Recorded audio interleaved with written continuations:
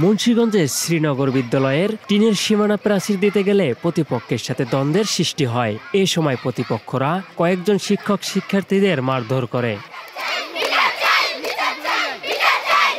শ্রীনগর বাজার সংলগ্ন এ হাই খান সরকারি বালিকা উচ্চ বিদ্যালয়ে এই হামলার ঘটনা ঘটে।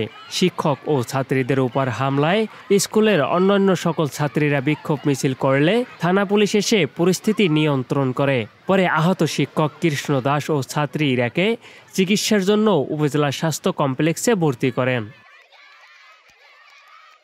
স্কুল কর্তৃপক্ষ সূত্রে জানা যায়, স্থানীয় সমর দত্তের পরামর্শে ভবতোষ দেও তার পরিবার জোরপূর্বক গার্লস স্কুলের সম্পত্তি দখলের পায়তারা করে আসছিল। কয়েকদিন আগে স্কুল বন্ধের সময় তারা স্কুলের বেড়া ভেঙে ফেলে।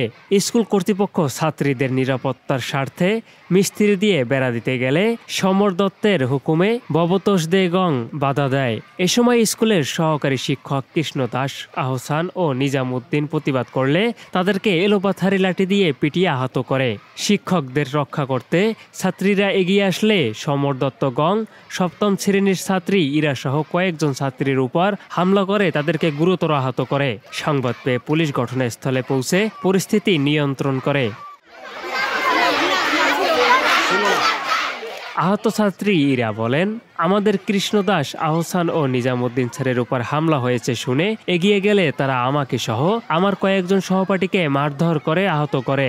আমরা আমাদের স্যারদের উপর হামলাকারীর বিচার চাই।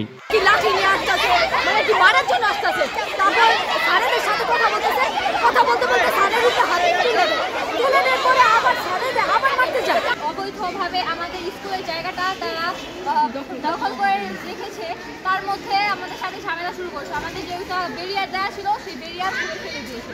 এরপর আমরা যখন আমাদের স্যাররা প্রতিবাদ করেছে, স্যারদের গায়ে হাত তুলেছে, একটা সিনিয়র শিক্ষককে ধাক্কা দিয়ে ফেলেছে। আমরা যখন আন্দোলন করেছি, ইভেন আমাদের শিক্ষার্থীদের উপরও তারা গায়ে হাত তুলেছে।